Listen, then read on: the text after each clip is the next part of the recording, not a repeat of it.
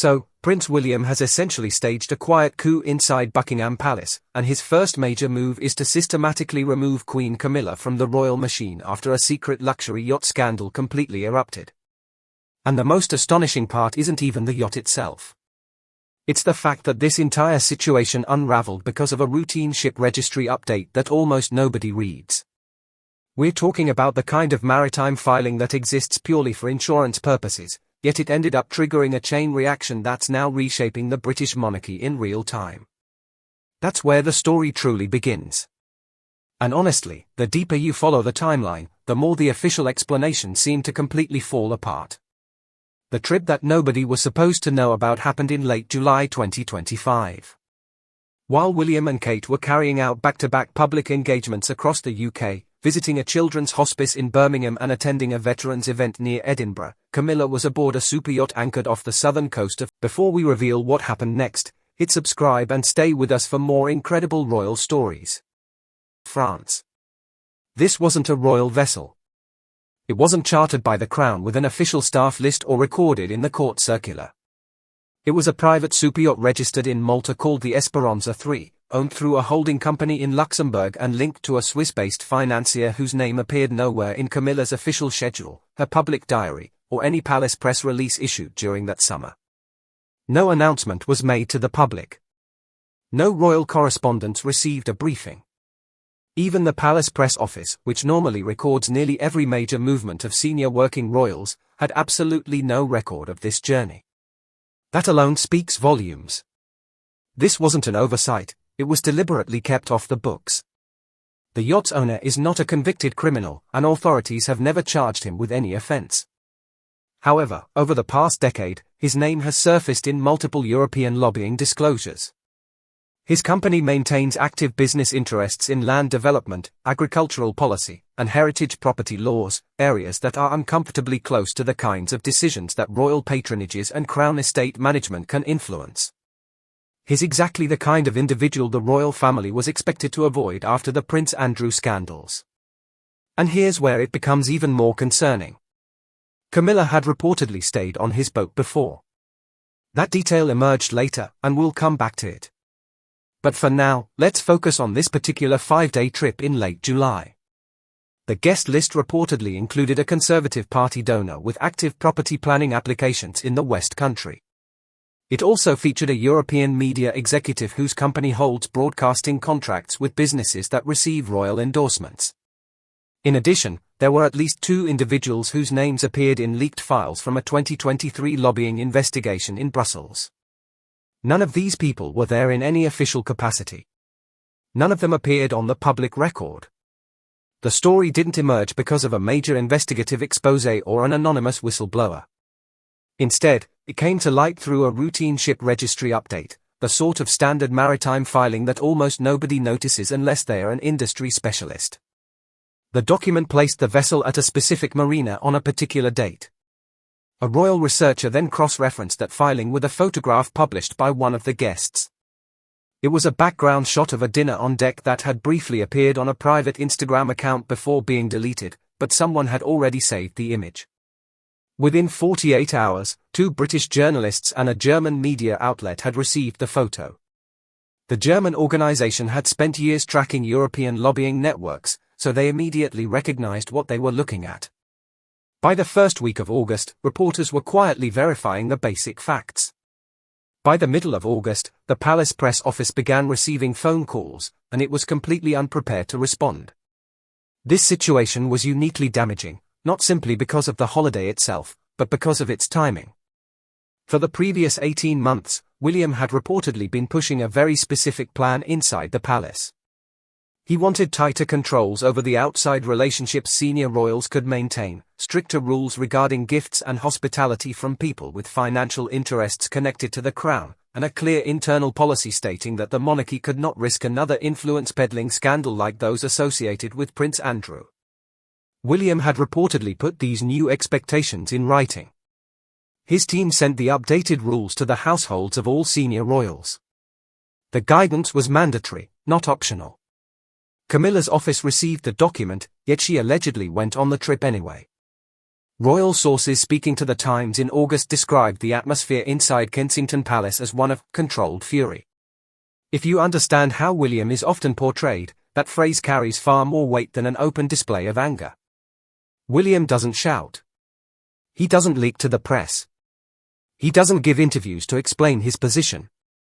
He distances people from his circle. He removed his own brother from the royal institution. He reportedly removed Camilla's sister from the Duchy of Cornwall payroll without making a single public comment. He also pushed Prince Andrew out of Royal Lodge through a process so calculated and methodical that, by the time it was complete, Andrew reportedly had no realistic options left. People who know William best often repeat the same observation: once he decides something is over, it's completely over. Any formal announcement, if it comes at all, is merely the final paperwork. So by late August, the question inside palace circles reportedly wasn't whether William would respond, it was how he would respond, and how quickly. But there's another crucial detail that deserves attention before we get to his reaction. Who informed him? William reportedly didn't learn about the trip from the news media. He was said to have known before journalists even began making their first phone calls. Someone within the small group who knew about the trip, whether a guest, a staff member, or someone connected to the yacht's owner, allegedly ensured that the details reached Kensington Palace directly. In the world of royalty, that's not just a leak. It's a warning. It suggests that whatever happened on that boat, at least one person believed Kensington Palace needed to know before the story became public. One witness believed it was serious enough to alert the future king directly. William had a source deep inside the circle, and that completely changes how we look at everything that followed because it proves the scandal didn't catch him off guard. Someone deliberately handed him the information to prompt him to act, and he did. Now let's talk about the paper trail because this is where Camilla's story really begins to unravel. The yacht Esperanza 3 is registered in Malta, carries a Maltese maritime license, and is owned through a holding company based in Luxembourg. This setup, an island registration combined with a continental holding company, is fairly common for luxury vessels, but it also makes financial transparency extremely difficult. And that's a major issue here because nobody has clearly explained who actually paid for Camilla's time on board. When royals accept private travel or hospitality from outside individuals, they are expected to declare it. There's a specific system for this. Senior royals who receive gifts, travel, or accommodation from private individuals above a certain value must report it through internal palace channels. These reports are then included in annual transparency records that senior household officials review. Camilla's July trip doesn't appear in any of these records. The holding company that owns Esperanza 3 is registered in Luxembourg as Verlaine Capital Partners. It has 3 listed directors.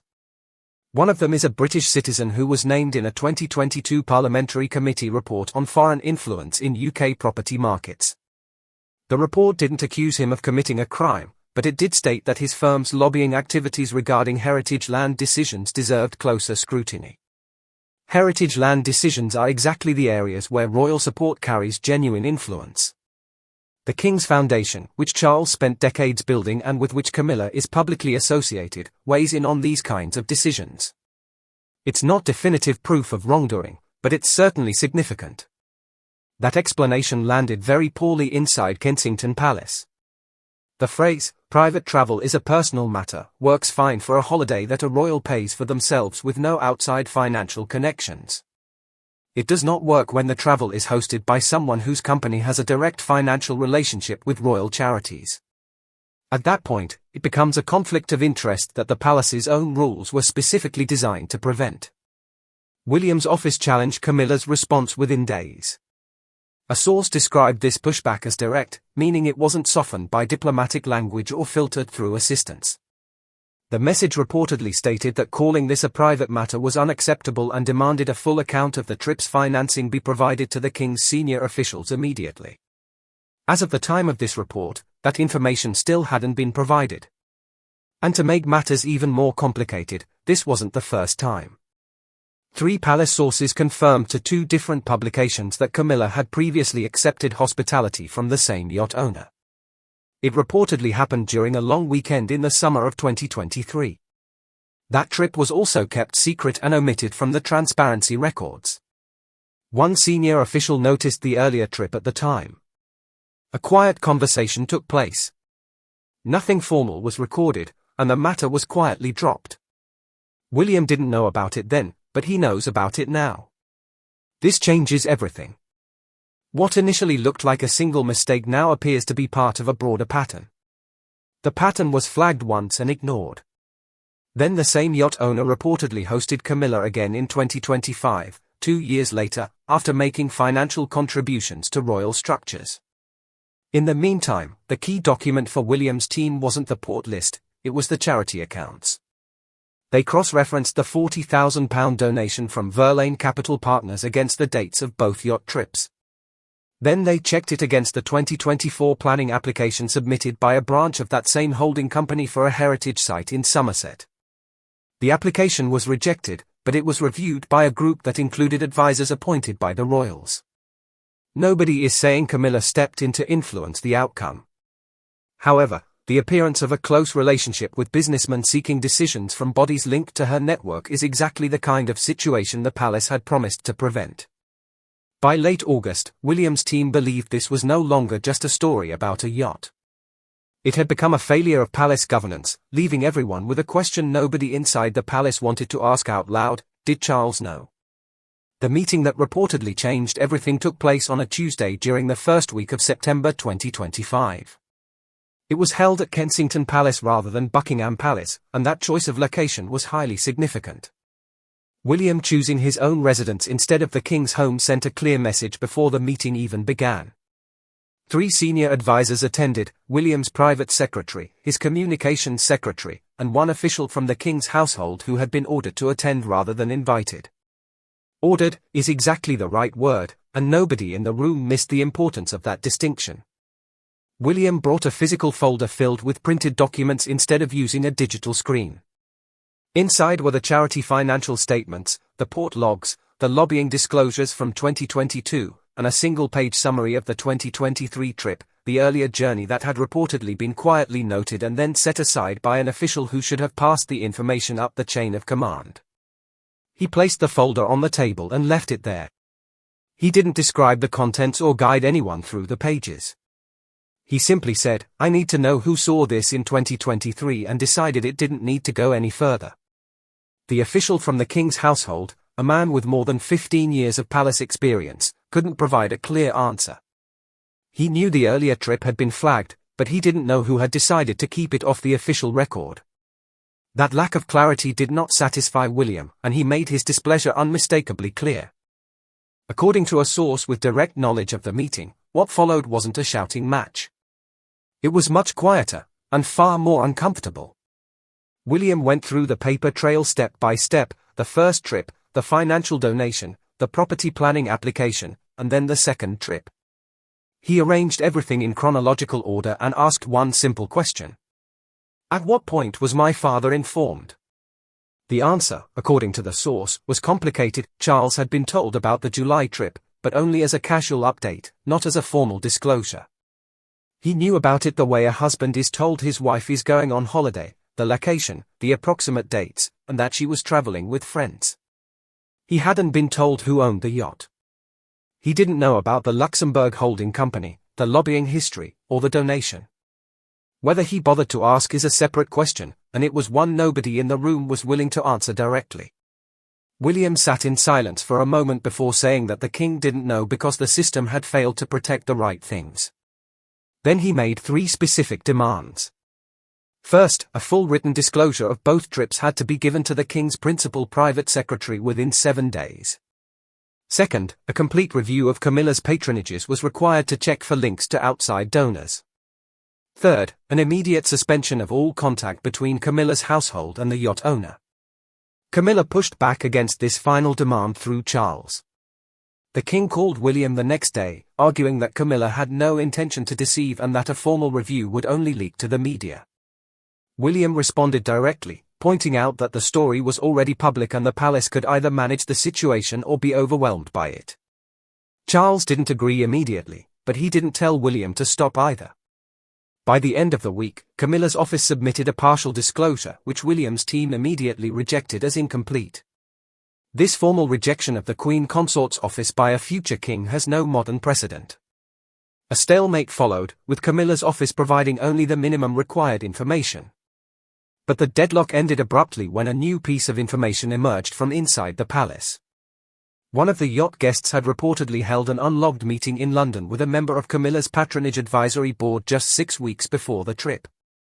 There's a photograph from the 12th of September 2025 showing Charles arriving at a film premiere in London completely alone. Camilla had been listed on the original program but was absent that evening. The official explanation given was a scheduling conflict, with no further details. Royal correspondents noted the change and moved on, and most people didn't think much of it. Inside the palace, however, that absence wasn't viewed as a scheduling conflict. It was seen as the first visible indication that something had shifted in the way Camilla's public commitments were being managed and who was now involved in making those decisions. Charles has been undergoing cancer treatment since February 2024. He hasn't discussed the specifics publicly beyond a brief statement released at the time of his diagnosis. What is known from palace sources and medical correspondence is that his treatment schedule has required significant adjustments to his working pattern. Public engagements have been reduced. Overseas travel has been limited. And there are days when he is simply not well enough to attend meetings. That physical reality has quietly changed the balance of power inside the palace in ways no official announcement has ever acknowledged. When the king isn't well enough to chair a discussion, someone else chairs it. When he can't review a document, someone else reviews it. Throughout 2024 and into 2025, that someone has increasingly been William. This isn't a coup or a forced transition. It's simply what happens in any institution when the person at the top is dealing with a serious illness while a capable deputy is ready and willing to absorb more responsibility. But it does mean that by the time the yacht story emerged, Charles's ability to intervene on Camilla's behalf was already more limited than it had been 2 years earlier. Not because he lacked the title or authority, but because the day-to-day management of the institution had gradually been shifting toward William for months, and everyone inside the palace knew it. The phone call Charles made to William after that first meeting, the one where he argued that the review risked becoming a much bigger public story, was reportedly a difficult conversation. Charles has never found confrontation with his son easy. Their relationship has been carefully rebuilt over the years since the fallout of the Diana era, and Charles has invested genuine effort in repairing it. He also loves Camilla deeply. He spent 3 decades facing public criticism over that relationship, and he married her when doing so was still considered a genuine risk to the institution. His commitment to her has never really been in doubt. So when William told him that the partial disclosure from Camilla's office was insufficient and that the review would continue regardless, Charles pushed back once again.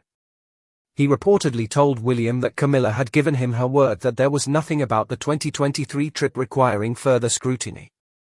William reportedly told his father plainly that her word did not match the documentation. That exchange illustrates everything about where authority was perceived to rest at that moment, a son telling his father, the reigning king, that a personal assurance from the king's own wife was not enough, and the king not being in a position to bring the discussion to an immediate end with a firm refusal. Charles asked for more time, and William gave him 72 hours. Those 72 hours were reportedly among the most strained the royal household had experienced. Charles spoke with Camilla. Camilla consulted her own advisors, and her advisors met with palace lawyers. At some point, the question of what exactly happened at the 2023 meeting between the yacht guest and the patronage advisory board member was put directly to Camilla. Her response was that she had not been present at that meeting and had not known it had taken place. That may be entirely true, but it created a new problem. If she genuinely didn't know it had happened, it meant someone within her circle had arranged a meeting between one of her patronage advisors and a man who would later host her on a yacht without informing her. Either her own staff had been managing matters in ways she was unaware of, or the meeting had not been considered important enough to mention to her.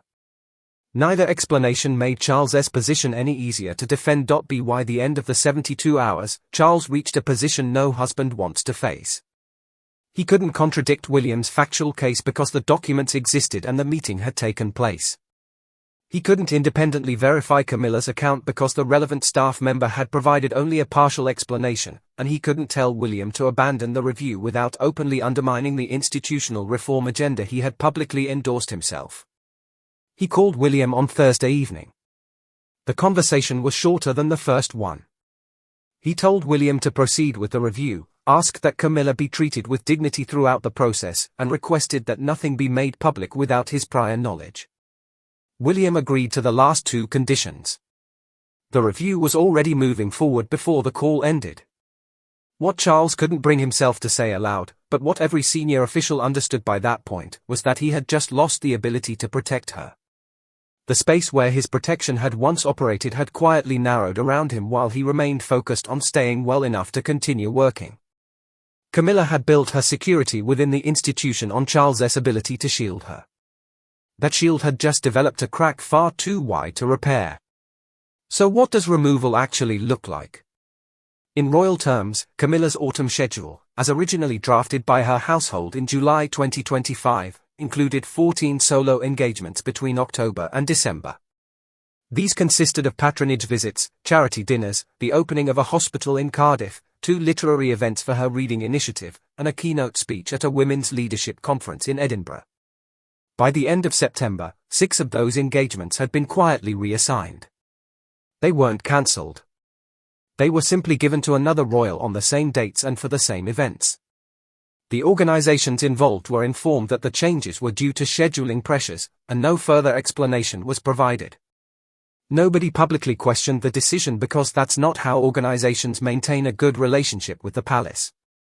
However, royal correspondents and Camilla's own staff noticed immediately. This is how removal happens inside a royal institution. It doesn't come with a public statement or a dramatic confrontation. It happens through a diary where the list of engagements gradually becomes shorter. Briefing documents stop arriving, and meetings take place without you. The machinery of royal life relies entirely on access to information, events, and decision-makers. When that access shrinks, your influence shrinks with it. Staff members quickly realize their futures are no longer tied to your office, and the power shift is complete without a single word being spoken. William didn't need to issue a public statement about Camilla.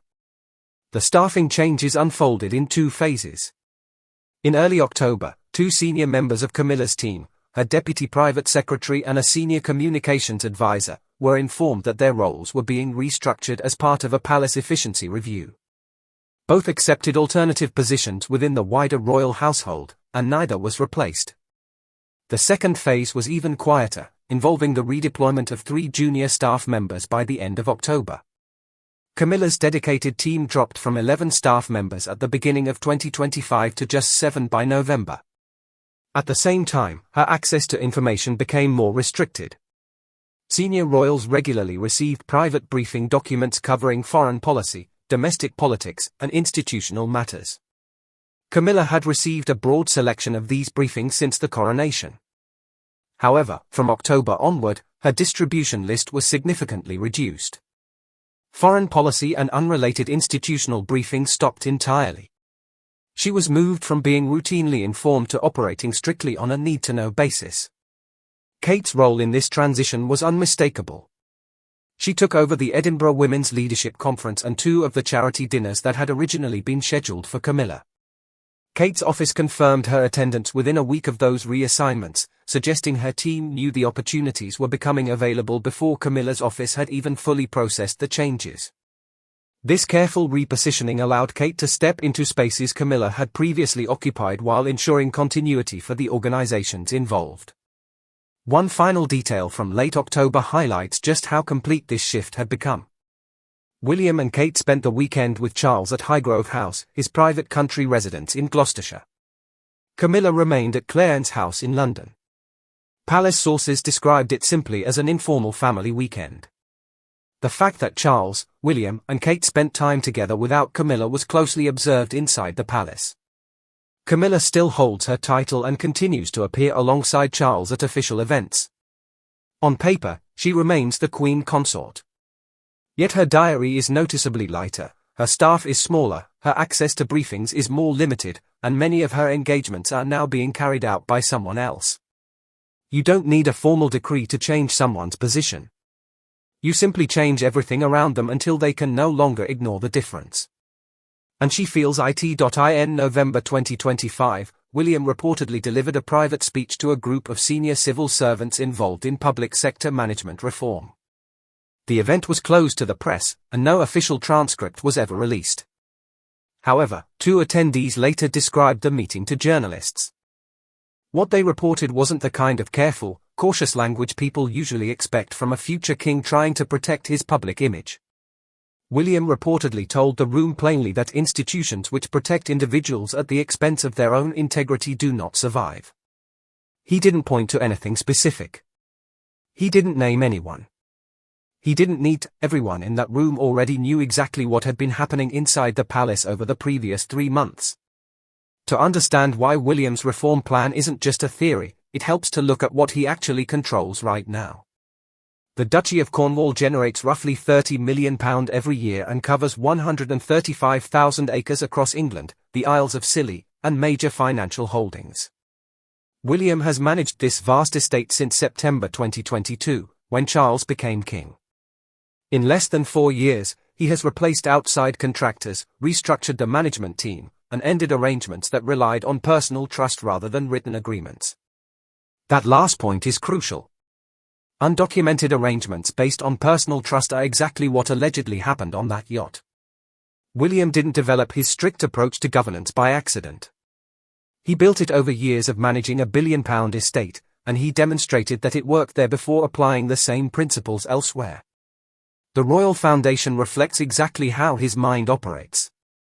It has a chief executive, a board, published annual accounts, and clearly defined goals. When a program fails to deliver, it's cut. One former advisor explained that William runs the organization like someone who has been burned by secrecy before and believes documentation is the only real protection. Everything is kept on the record and open to review. This isn't simply a personality trait. It's a system built after watching his own family repeatedly damage themselves through informal, undocumented arrangements. William has been very clear about the kind of monarchy he intends to build.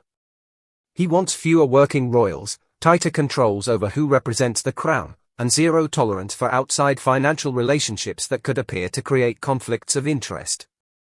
The yacht controversy simply gave him the justification and momentum to accelerate those changes. The reduction in working royals is already underway. Andrew and Harry are gone. Extended family members who once handled regional engagements have been quietly phased out. The public face of the monarchy is now essentially William, Kate, Charles, and Anne. With lighter workloads, this smaller group is much easier to manage, meaning fewer risks, fewer informal relationships, and fewer undisclosed trips. Kate's position within this new structure has changed significantly. She returned to full public duties in early 2025 after her cancer treatment and quickly took on a demanding workload. Her office now handles major coordination responsibilities, and she attends strategy meetings that traditionally would not have included the Princess of Wales. One source described her as a co-strategist rather than simply a supportive spouse. William reportedly trusts her judgment above all others, making her one of the most influential figures within the institution. Against this backdrop, Camilla's reduced role isn't simply a temporary consequence of the yacht trip. The monarchy William is shaping has a new center of gravity, and she is no longer at the center of it. The engagements reassigned to Kate are reportedly not expected to return. The reductions to Camilla's staff are not expected to be reversed. This leaves one major unanswered question that palace officials continue to avoid. When Charles dies, Camilla will become the Queen Dowager. She will keep her title and a residence, but major estates such as Sandringham and Balmoral will pass to William. The institutional support she relies on exists because Charles is king. When that changes, her future position will depend largely on William's willingness to support her. Given everything that has reportedly happened, many observers believe he may offer only limited support. Camilla still holds her title. She still walks beside Charles at state occasions. Yet her diary is lighter, her staff is smaller, and the woman increasingly taking over many of her former engagements is Kate. 3 questions remain unanswered inside the palace. Did Camilla genuinely not understand the risk she was taking? Is William right to act this decisively, or is he building a monarchy so tightly controlled that it leaves little room for human error? And when Charles is gone, will William extend the generosity Camilla may one day need from the man whose mother she has long been accused by critics of hurting?